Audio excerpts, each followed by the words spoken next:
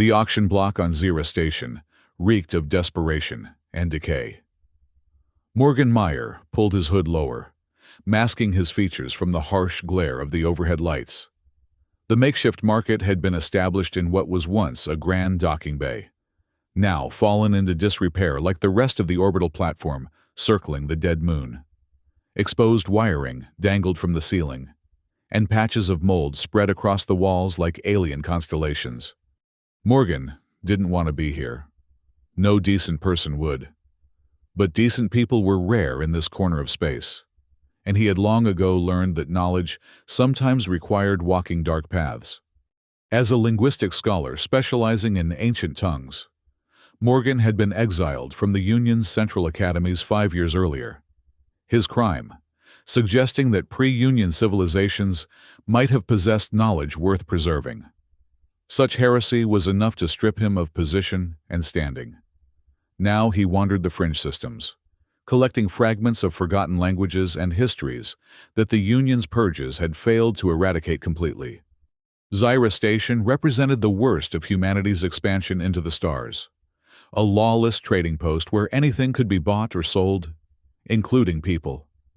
Morgan had come because rumors spoke of artifacts from the solar civilization being traded here, remnants of a culture the Union had declared extinct and forbidden to study. He hadn't expected to find an actual solar. The auctioneer, a portly man with a cybernetic voice amplifier grafted to his throat, moved between the merchandise with theatrical flourish. Most were standard fare for such markets. Laborers captured from border worlds, pleasure servants with genetic modifications, and a few rare specimens with unique abilities. Next lot. The auctioneer's metallic voice reverberated through the bay. Item 47. 2 guards dragged forward a figure so emaciated and broken that Morgan initially couldn't determine if it was male or female. The being's skin was a pallid blue-green beneath layers of dirt and what appeared to be open sores. Only when they forced the figure to straighten did Morgan realize it was a female humanoid. Her head hung limply, long matted hair obscuring her face. Chains bound her wrists and ankles, and even from his position at the back of the crowd, Morgan could see flies circling her, landing occasionally on her exposed skin. No one moved closer. No one showed interest. "A specimen of unknown origin," the auctioneer continued, undeterred by the lack of enthusiasm. "Found in a derelict craft near the Saran system. Unresponsive but physically sound enough for basic labor. Starting bid at 50 credits. The crowd remained silent. Someone coughed. Another laughed. "Come now," the auctioneer persisted, grabbing the woman's chin and lifting her face. "Unusual coloration. Could be decorative at least. 40 credits?" Morgan found himself moving forward before he fully registered his intent. Something about the woman had caught his attention, not her pitiful state, though that was disturbing enough, but a glimpse of marking on her shoulder, partially visible where her ragged clothing had torn away. It appeared to be a glyph, similar to those in the ancient solar texts he had studied in secret. 30 credits then, the auctioneer was saying, voice tinged with annoyance. Surely worth that for scientific curiosity, if nothing else. 100 credits, Morgan heard himself say.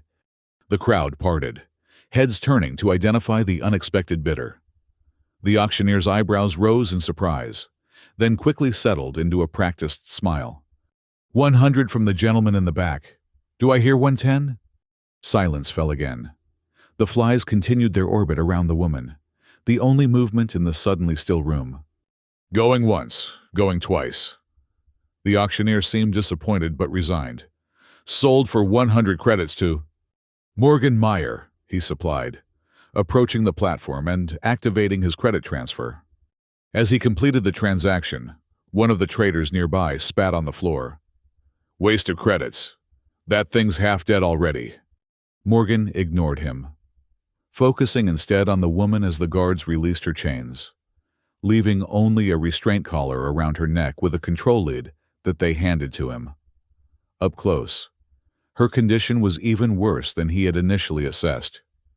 Her skin wasn't just marked with sores, but appeared to be flaking in places, revealing patches of a deeper blue beneath. She smelled of infection and neglect. When Morgan gently took her arm to lead her away, she didn't resist, but he felt a tremor pass through her body. Her eyes, when they briefly lifted to his face, were solid black, without discernible iris or pupil, and filled with such profound emptiness that Morgan felt a chill despite the station's oppressive heat. "My ship is docked in the East Quadrant," he told her softly, though he had no idea if she understood. "We'll get you medical attention." The crowd parted for them, traders and buyers alike keeping their distance as if the woman's apparent worthlessness might be contagious. Morgan maintained a slow pace, conscious of her weakened state and the way she stumbled with each step. By the time they reached the docking bay where his ship waited, she was trembling visibly, and he suspected she remained upright only through extraordinary will. The Archivist, Morgan's modified research vessel, was modest in size but equipped with advanced security systems and a medical bay that had saved his life more than once during his years of exile. The ship's entry ramp descended at his command, and warm light spilled out into the cold docking bay. "This is home," Morgan said as he guided her inside. "You're safe here." For the first time, the woman's head lifted fully, her gaze sweeping over the interior of the ship. Something shifted in her posture, a subtle straightening, a momentary pause in her trembling. Then her legs gave way, and Morgan barely caught her before she collapsed entirely. He carried her to the medical bay, carefully placing her on the examination table. The ship's computer activated automatically, scanning her vitals as Morgan removed the restraint collar from her neck. "Run a full diagnostic," he instructed the computer. "Prioritize treatment for malnutrition and infection." "Analyzing," the computer's voice responded.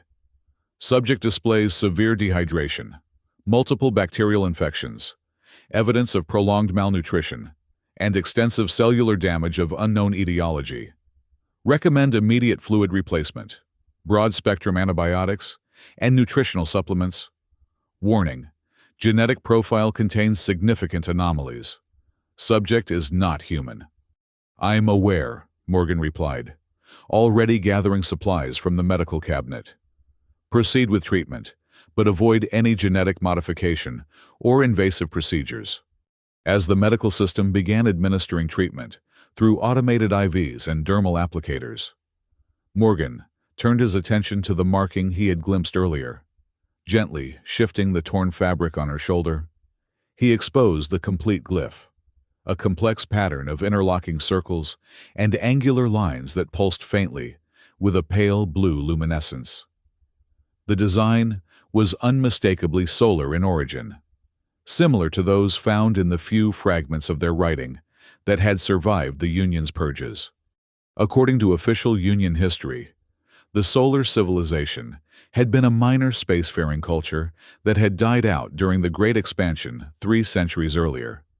But Morgan's research suggested otherwise. The Solars had been a highly advanced society with a profound understanding of quantum communication and genetic memory, developments the Union had appropriated while erasing their origins. And now, impossibly, a living Solar lay before him. "I don't know if you can understand me," Morgan said quietly, "but I'm a linguist specializing in pre-Union civilizations, including solar culture. I've studied your language, or at least what fragments remain. I'm going to help you recover, and perhaps you can help me understand." The woman's eyes had drifted closed, her breathing shallow but steadier than before. The medical system continued its work, cleaning her wounds and delivering nutrients and antibiotics directly into her bloodstream. Morgan watched for a while longer, then retreated to the ship's control room to set course away from Zira Station before anyone could reconsider the value of what he had purchased. The archivist slipped away from the orbital platform without incident, accelerating smoothly into the darkness of space. Morgan programmed a randomized course through several uninhabited systems, a precaution he had developed during years of avoiding Union attention. Only when they were safely beyond tracking range did he allow himself to contemplate the full implications of what he had done. He had come to Zyra Station seeking artifacts, fragments of a lost civilization.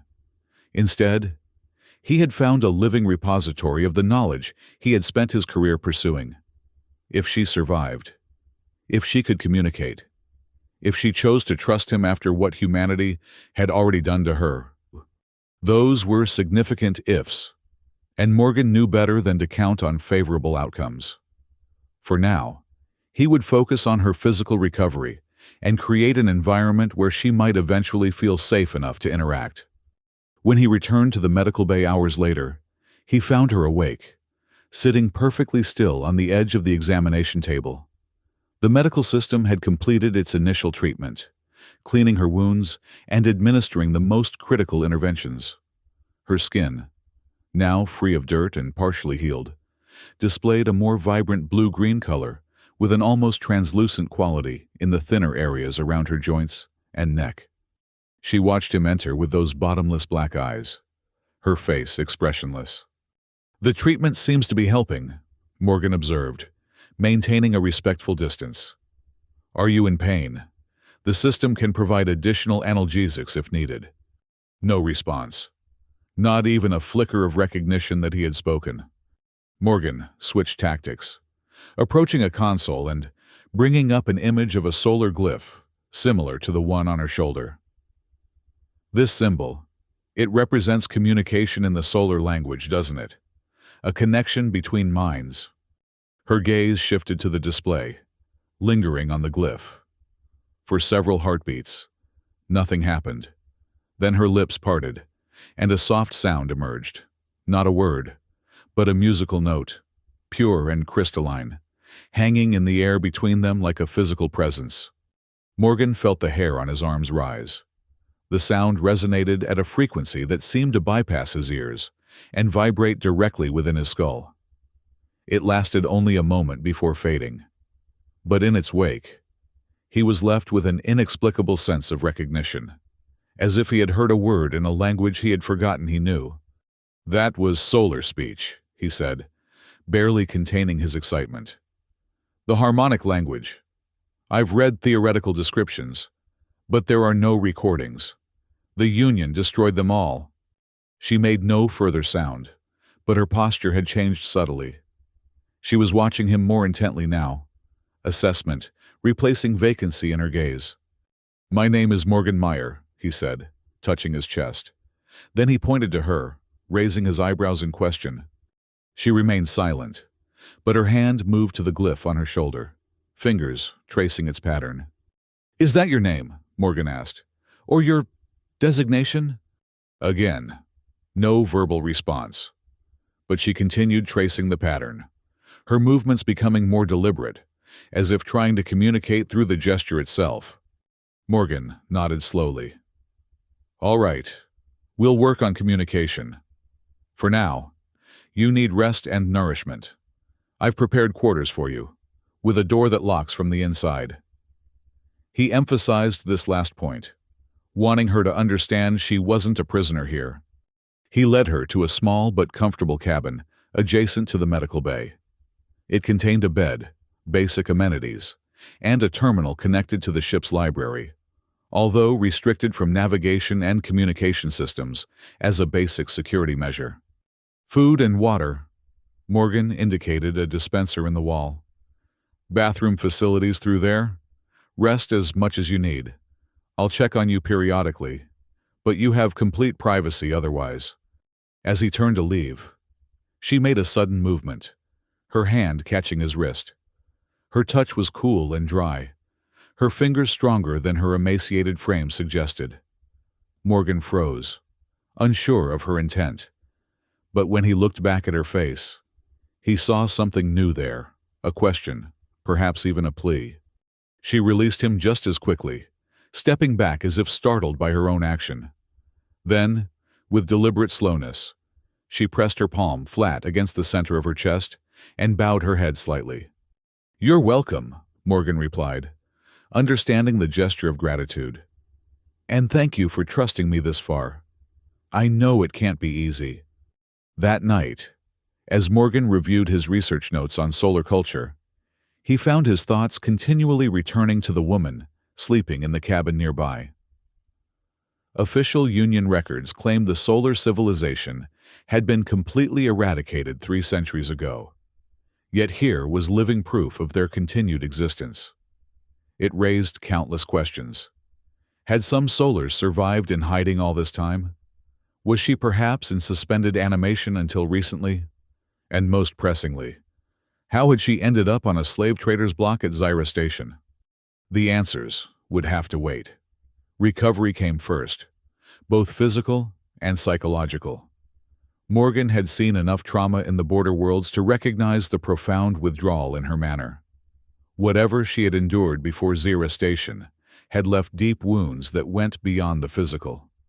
For 3 days, they established a cautious routine.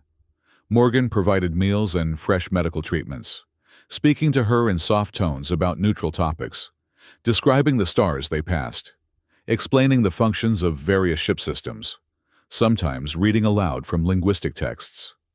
She accepted his care silently, watching him with those fathomless black eyes, occasionally making those musical sounds that seemed to resonate directly in his mind, rather than his ears. On the 4th day, Morgan entered her cabin to find her standing before the room's small viewport, staring out at the starfield. The improvement in her condition was remarkable. Her skin had healed substantially, now a vibrant blue-green that seemed to shimmer slightly in the cabin's low light. The matted hair had been washed, and now hung in silver-white waves to her shoulders. She had gained weight, her frame still slender, but no longer skeletal. "Good morning," Morgan greeted her, setting down a tray of breakfast foods. "You're looking stronger today." She turned from the viewport, and for the first time, her face held a definite expression, curiosity, perhaps, or assessment. She approached the tray, but instead of reaching for the food, she reached for Morgan's hand, turning it palm up and placing her own palm against it. The contact sent a jolt through Morgan's nervous system, not painful, but intensely present, like suddenly becoming aware of a sense he hadn't known he possessed. Then came a sound, not from her lips, but seemingly from the point where their hands touched, a complex harmonic that expanded into his consciousness. And with it a word, Ceridian. Morgan gasped, pulling his hand back in shock. "Was that... did you just..."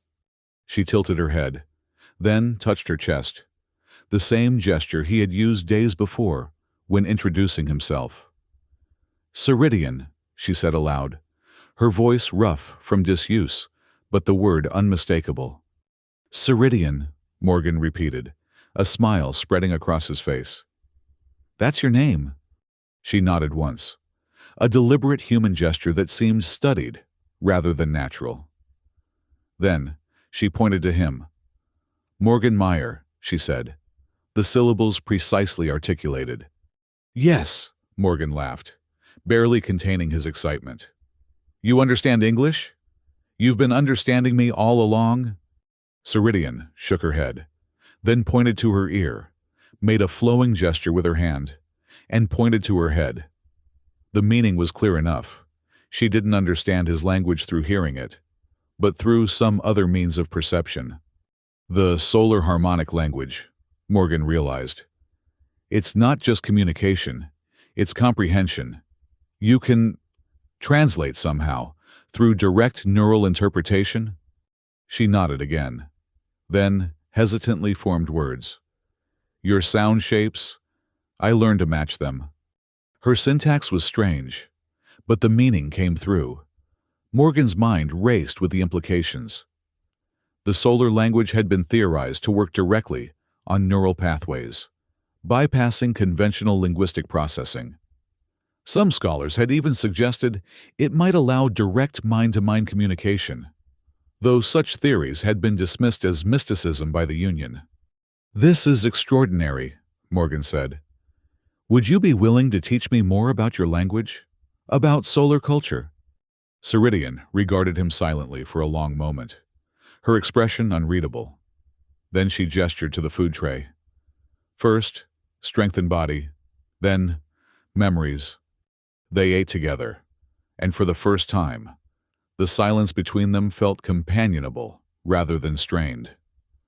Afterward, Morgan brought his research terminal into her cabin, displaying the collection of solar artifacts and texts he had gathered over the years. These are fragments I've collected, he explained. Pieces saved from Union purges. They don't make much sense to me. I can recognize some patterns, but the context is missing. Ceridian studied the images on the screen, her fingers occasionally tracing patterns in the air, as if connecting invisible dots. Memory shadows, she said finally. Not complete. Can you complete them? Morgan asked. Fill in what's missing. She placed her hand on the screen, over a particularly complex glyph. This one speaks of the harmony, the connection between all solar minds. The Union feared this most. Because it couldn't be controlled, Morgan suggested. Because it couldn't be stolen, Ceridian corrected. Your Union takes technologies, erases their origins, but the harmony lives in our genetic memory, cannot be taken without us. It aligned with Morgan's research. The Union's systematic appropriation of advanced technologies from cultures they subsequently erased from history. The official narrative always portrayed these civilizations as dying out naturally or through their own failings, never through Union action. The Union claims the solar civilization died out centuries ago, Morgan said carefully.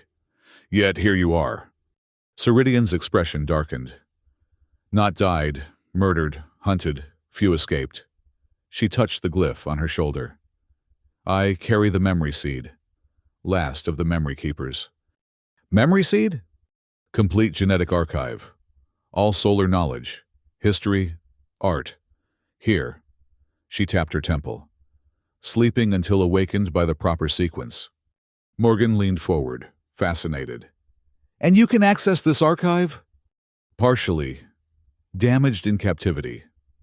Her face showed emotion for the first time, a flash of deep sorrow quickly controlled. Need the Valley of Voices to restore fully.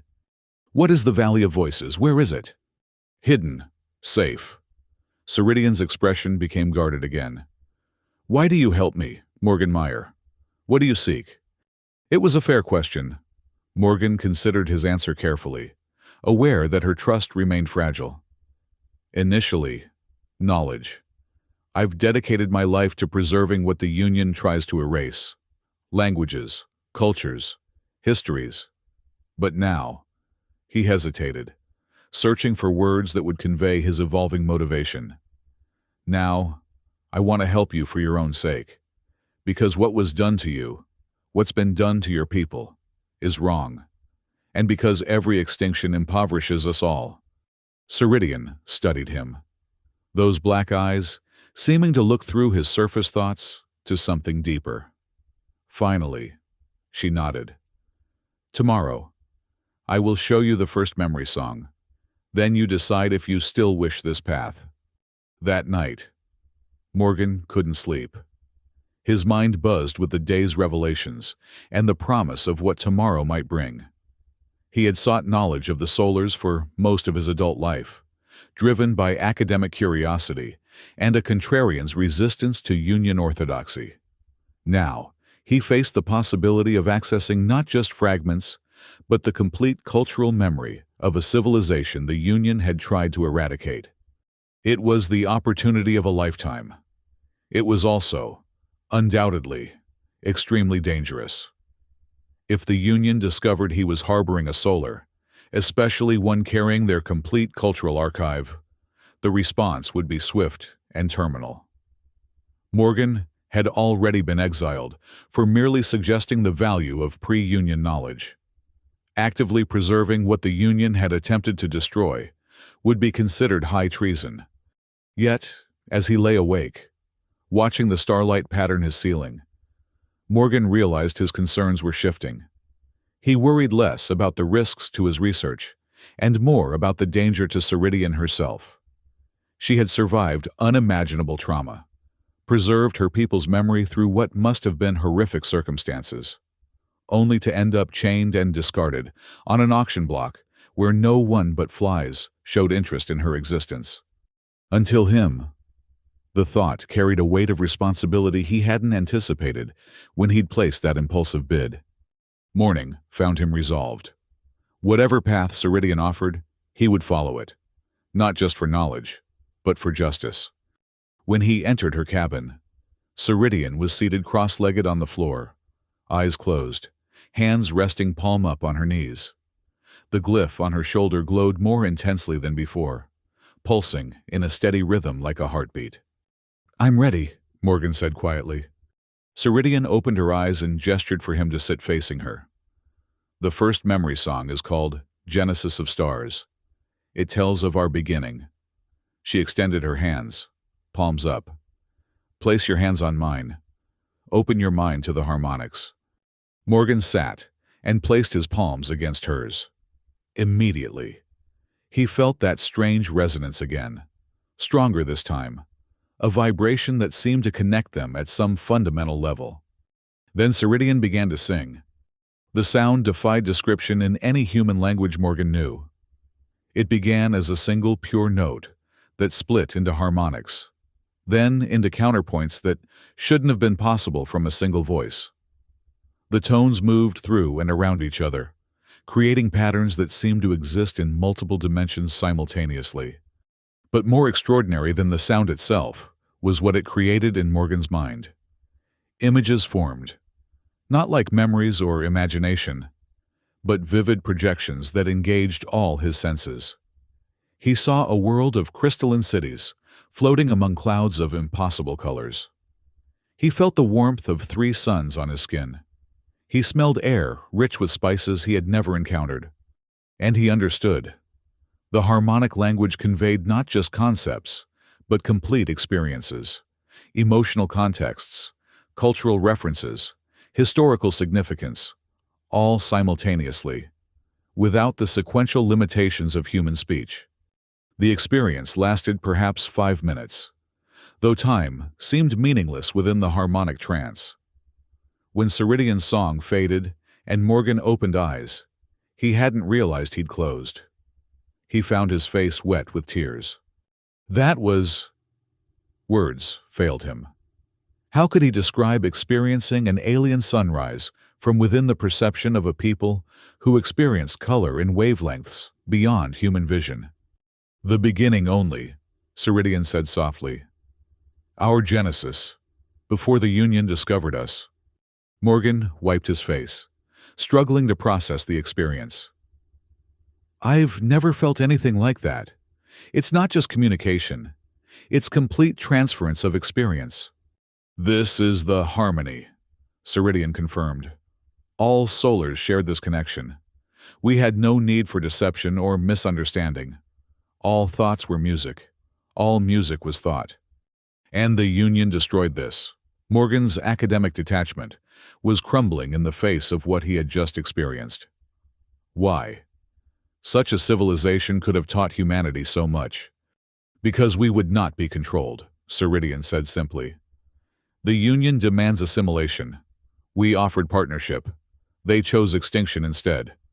She rose gracefully to her feet, moving to the viewport. "And now you understand the danger of helping me. The Union believes all memory keepers were eliminated. If they discover my existence, discover that you shelter me, they will destroy us both." Morgan joined her at the viewport. "I understand the risk. I accept it." Ceridian turned to face him, studying his expression. "You have shown kindness, Morgan Meyer. Rare among your kind. But kindness alone will not protect you from what comes." "What do you mean? What comes?" "Those who sold me. They will have realized my value by now. The glyph marks me clearly to those who know what to look for. They will hunt us." As if summoned by her words, the ship's alert system activated. "Proximity warning," the computer announced. "Unidentified vessel approaching on intercept course." Morgan moved quickly to the bridge, Ceridian following close behind. The main display showed a sleek black ship rapidly closing distance, its design unfamiliar, but its intent clear from its trajectory. "Slavers?" Morgan asked, activating the ship's defensive systems. Ceridian shook her head. "Worse, Union hunters." "How can you tell?" "The ship configuration, Black Talon class, used only for special retrievals." Morgan's hands flew over the controls, initiating evasive maneuvers and charging the ship's modest weapon systems. "Special retrievals of what?" "Things the Union wishes to disappear permanently." Ceridian's voice was calm, but her glyph pulsed more rapidly, betraying her stress. "They will board, not destroy. They want what I carry." The archivist shuddered as the first weapons lock registered on the sensors. Morgan diverted power to the engines, pushing them well beyond safe operating parameters. The research vessel wasn't built for combat or high-speed evasion, but he had made significant modifications during his years in exile. "We need to reach the Saran system," Ceridian said urgently. "The valley is hidden there." "Saran?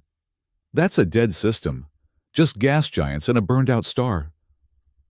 Even as he protested, Morgan was already adjusting their course. "Perfect hiding place. Union wouldn't look for life there." A warning klaxon sounded as the pursuing ship fired a disabling pulse. The archivist's shields absorbed most of the impact, but several systems flickered and reset. "That was a neural disruptor," Ceridian explained, gripping the console as the ship lurched. "Designed to incapacitate without destroying. Next we'll be boarding drones." Morgan cursed under his breath. "We won't outrun them to Saran. We need to lose them first."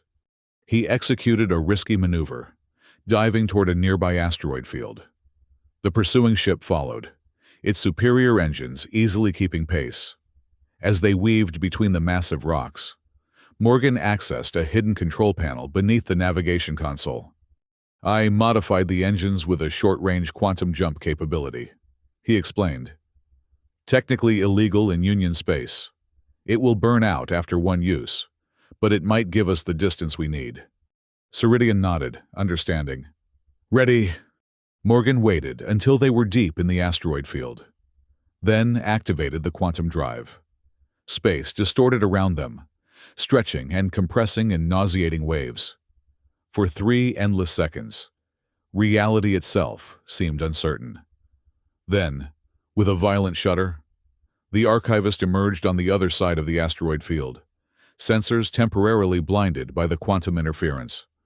"Did we lose them?" Morgan asked, restoring power to the damaged systems. Ceridian closed her eyes, her head tilted as if listening to something beyond human perception. "Temporarily. They will track us again soon. The jump leaves quantum particles they can follow. Then we use the time we have, setting course for the Saran system. Maximum sustainable speed." As the archivist accelerated toward their destination, Morgan turned to Ceridian. "You need to tell me more. What exactly is in the Valley of Voices? What are we risking our lives to reach?" Ceridian's expression grew solemn. "The Seed Vault, last repository of solar genetic memory. Not just knowledge, our entire civilization, encoded and preserved. With it, the solar people could live again." "You mean cloning, rebuilding your population?" "More than physical rebirth.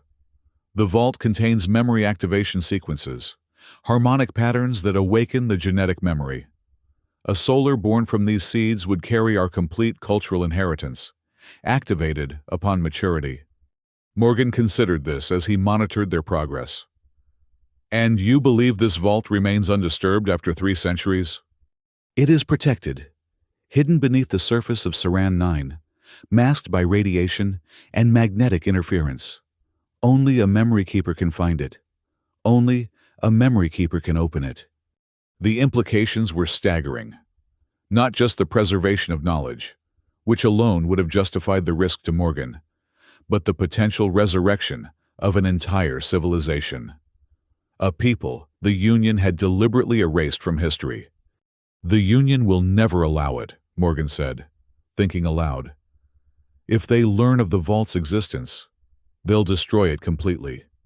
Yes, Ceridian's voice held a note of steel he hadn't heard before. Which is why we must reach it first, not just to access the memories, but to move the vault, find a safer haven. Morgan looked at her with new understanding.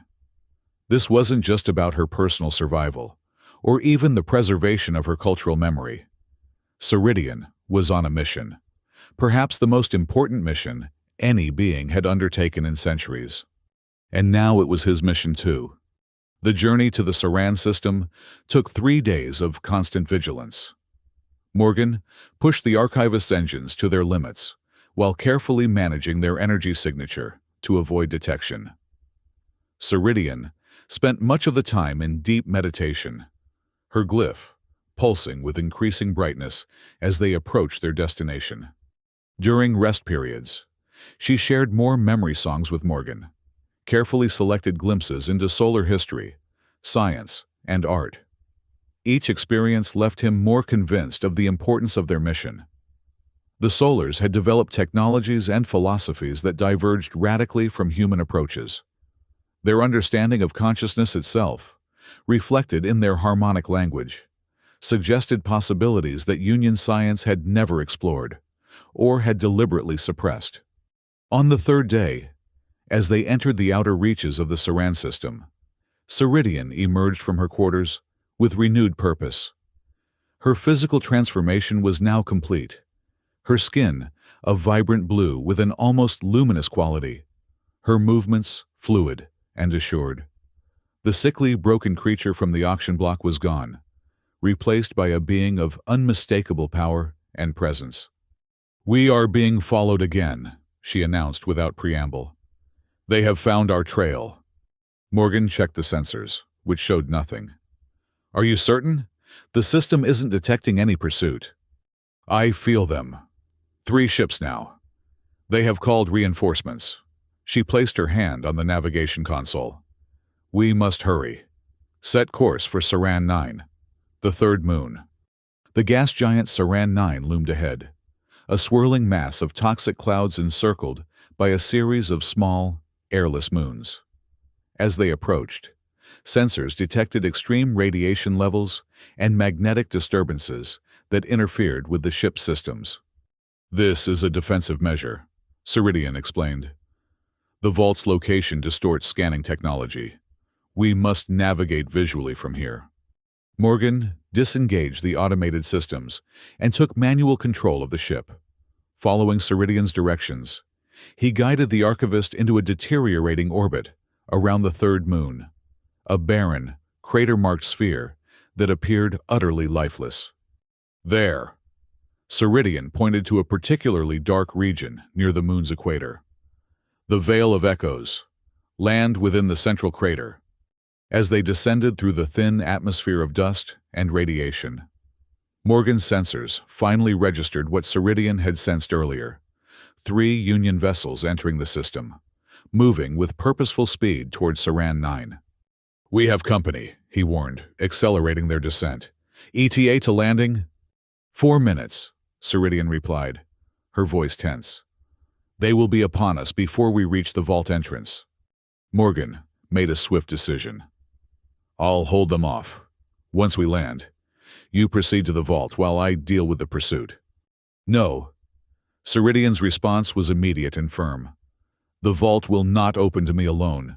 It requires connection, harmony between minds. I need you, Morgan."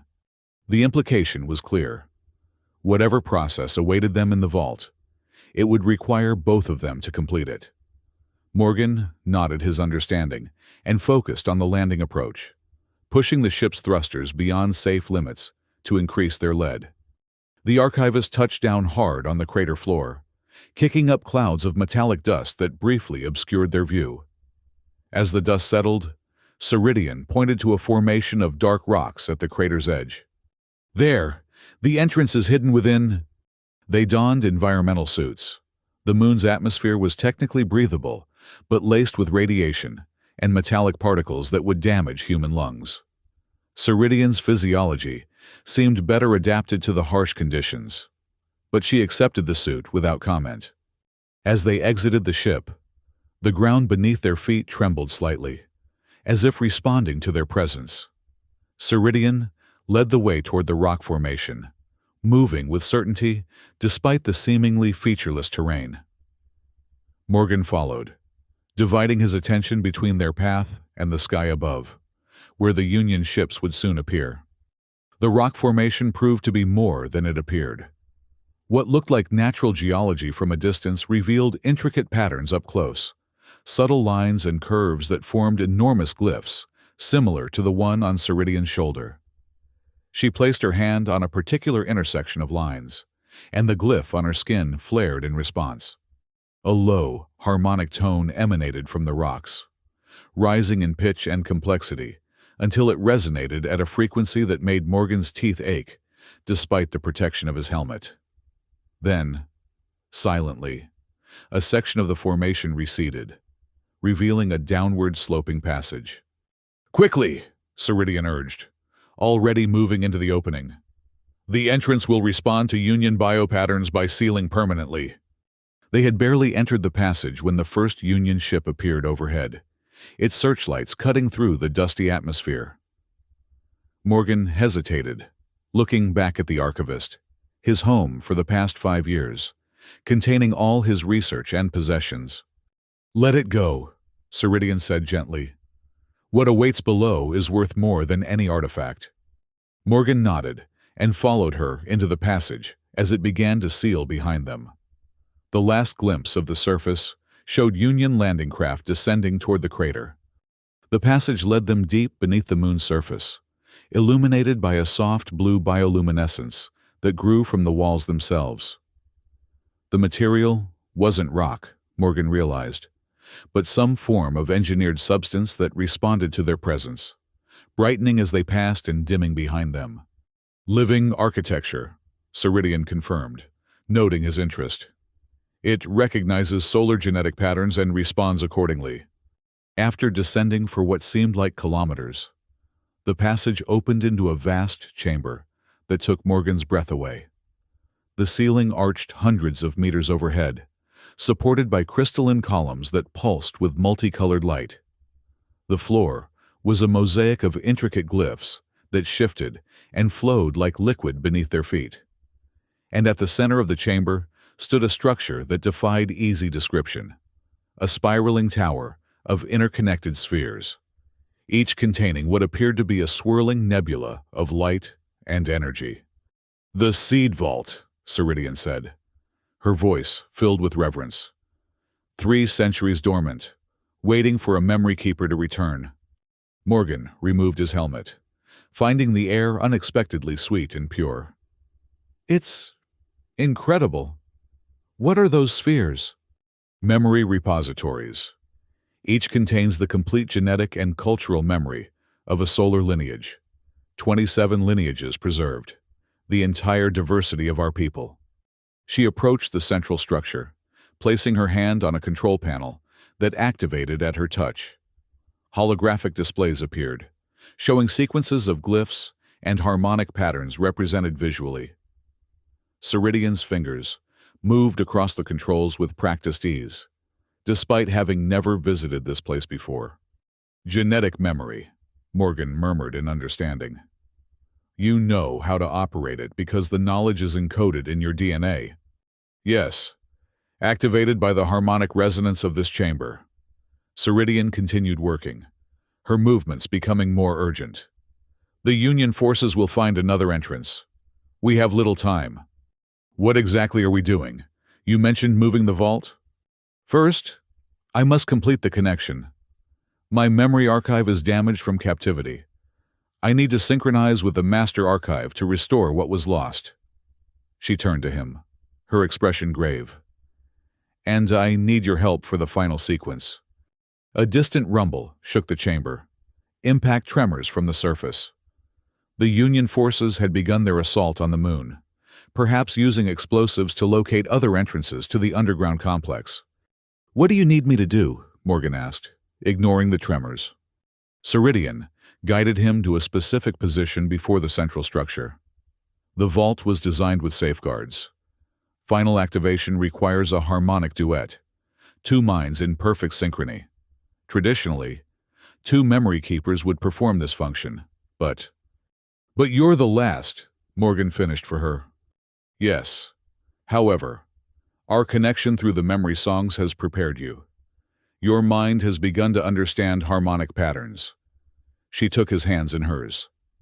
I will lead. You must follow, matching the tones I produce. Your human voice cannot create the full harmonics, but your intent, your mental resonance, will complete the pattern. Another tremor, stronger this time, sent dust cascading from the distant ceiling. They were running out of time. Ceridian closed her eyes and began to sing, a complex pattern of sounds unlike any she had shared before.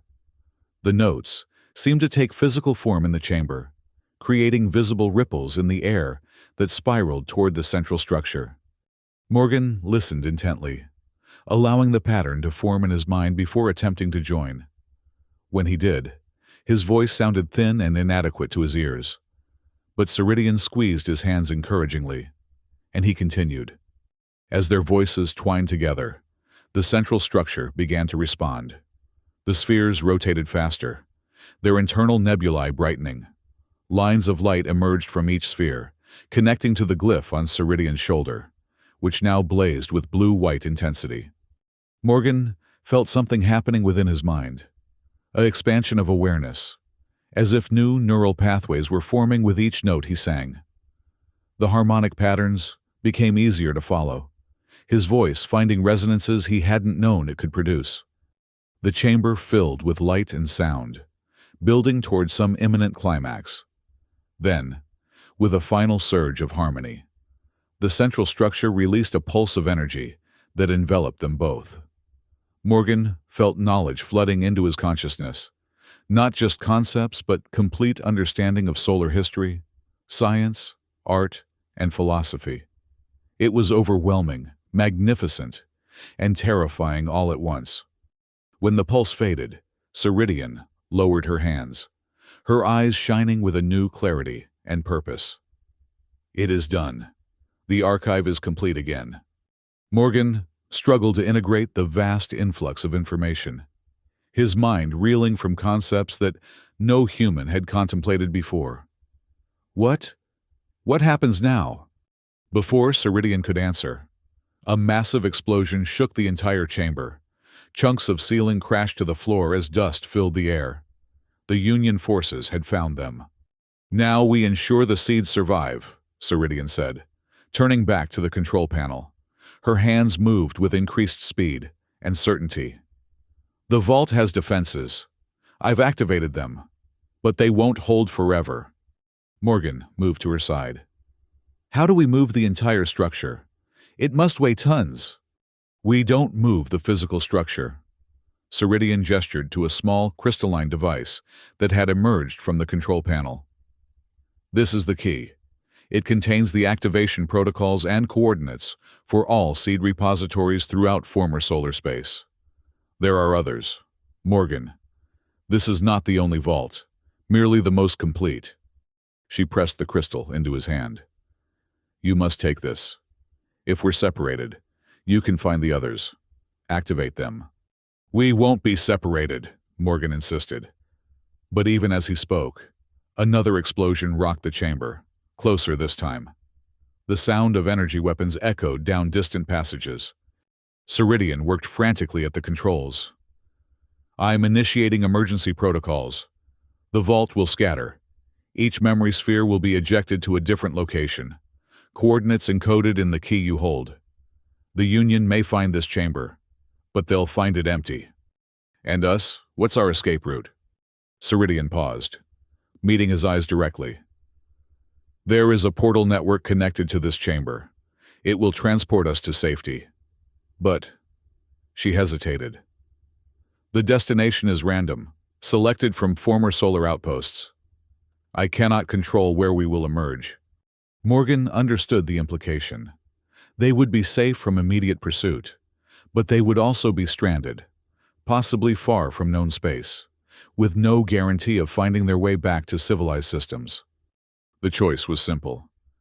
Better than Union custody. Let's do it. Ceridian nodded and made the final adjustments.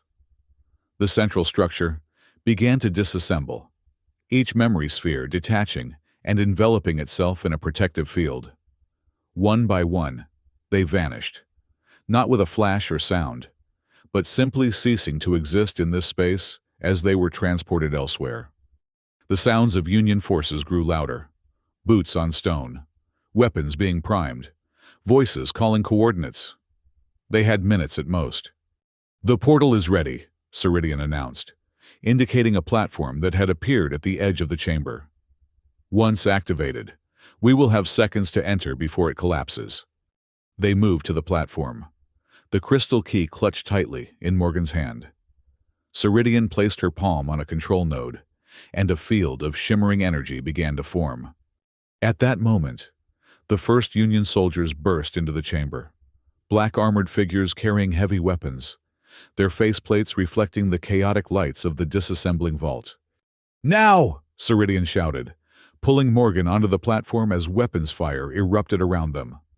The portal enveloped them in radiant energy, the chamber dissolving from view as reality itself seemed to fold around them. Morgan felt Ceridian's hand gripping his, an anchor in the disorienting transition. Then, abruptly, solid ground beneath their feet again. Different air, warmer, heavier with moisture. Different light, golden and natural, not the blue luminescence of the vault chamber. They stood on a small plateau overlooking a vast valley, unlike anything Morgan had ever seen. The landscape was dominated by towering crystalline structures that resembled the seed vault, but on a much grander scale. Between them spread fields of vegetation in impossible colors, plants that shifted hue as they watched, responding to some unseen stimulus. A network of streams ran through the valley, their waters gleaming with the same bioluminescence as the vault chamber. "Where are we?" Morgan asked in wonder. Ceridian's face showed surprise and then profound emotion. "Saranthia, the primary solar colony world." Her voice filled with disbelief. "I thought it destroyed centuries ago." "It survived," Morgan said, understanding the significance. "And these structures, are they all seed vaults?" "No, those are cities, dormant, waiting." Ceridian turned to him, her eyes shining. "This was our most populous colony. If the cities are intact, then the stasis chambers may have preserved." She didn't finish the thought, but she didn't need to. Morgan understood what it meant. Not just memory spheres or cultural archives, but actual solars in suspended animation, survivors. "We should go down there," he suggested. "See what's waiting." Ceridian nodded, but then paused, her expression growing serious. "Morgan, before we proceed, you must understand what lies ahead. If there are survivors, awakening them means the rebirth of solar civilization, and inevitably, conflict with the Union. I've been in conflict with the Union since I chose to preserve what they wanted erased," Morgan replied. "This just raises the stakes." "More than you know." Ceridian's gaze was penetrating. "The harmonic connection we established in the vault chamber, it has changed you. The knowledge transfer was not one way. Your neural pathways have been altered to comprehend solar harmonics." Morgan had sensed the change, but hadn't fully processed its implications. "You mean, I can understand your language now? Completely?" "More than understand. You can participate in it. You are becoming part of the harmony." She touched his temple gently. "The first human to do so. A bridge between our peoples." The enormity of this transformation left Morgan momentarily speechless. He had sought knowledge of the solars, had risked his life for that knowledge, but he hadn't anticipated becoming a hybrid of sorts, neurologically adapted to perceive and communicate in ways no human ever had. Is that why the vault accepted me? He asked finally. Because I was already changing? Partly, but also because of your choice. Ceridian's hand moved from his temple to rest over his heart. You saw value in what others discarded. You recognized worth when no one else would look past the surface. In the auction house, when only flies landed on my skin, you alone made an offer. The memory of that moment, the emaciated figure surrounded by flies, the callous disregard of the crowd, seemed to belong to another lifetime. Looking at Ceridian now, radiant with restored health and purpose, Morgan could hardly believe they were the same being. I made the right choice, he said simply. Ceridian smiled, the first full smile he had seen from her. As did I, trusting you. She looked back toward the valley. Shall we discover what awaits us below? What future we might build together? Morgan took her hand, feeling the resonance between them strengthen with the contact, a harmonic connection that transcended conventional communication. Whatever lay ahead, the awakening of a lost civilization, the inevitable confrontation with the Union, the challenge of bridging two profoundly different species, they would face it together. Yes, he said, let's go home. Hand in hand, they began their descent into the valley, toward cities that had slept for centuries, waiting for someone to remember them, to recognize their worth beneath the dust of time. Behind them, the portal collapsed, severing their connection to the past. Before them stretched a future neither had imagined possible, a second chance for a civilization the universe had nearly forgotten, and a new beginning for the odd pair who had found each other when all hope seemed lost.